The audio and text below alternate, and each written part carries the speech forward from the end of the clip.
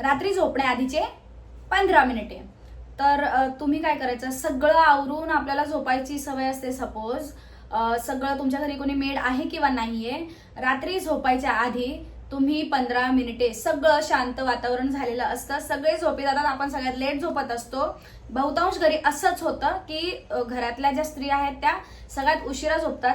Husband, बाकीच्या घरातली मंडळी आणि मुलं झोपल्याच्या नंतर सगळी घरातली साफसफाई वगैरे जे काही असेल तुमचे रात्रीचं जे नियोजन ते सगळं तुम्ही करून त्याच्यानंतर सगळ्यात उशिरा तुम्ही झोपायला जाता आणि सकाळी सगळ्यात आधी सुद्धा तुम्ही उठत असाल.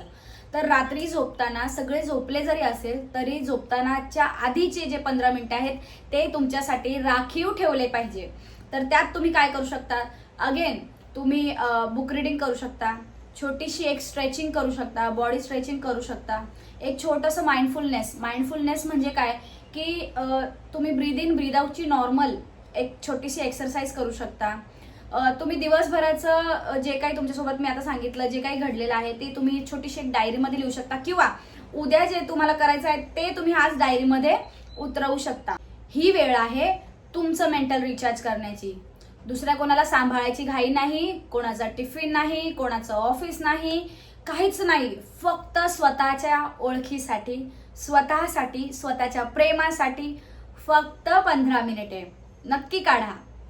तुमच्याकडे वेळ नाही हे खोटं नाही, पण तुमचं स्वतःवर प्रेम करणं त्याही पेक्षा मोठं आहे. तर नक्की स्वतःसाठी वेळ काढा, स्वतःवर प्रेम करा, स्वतःसाठी पण जगा. पुन्हा भेटूया अशाच एका नवीन व्हिडिओ सोबत. तोपर्यंत बाय बाय.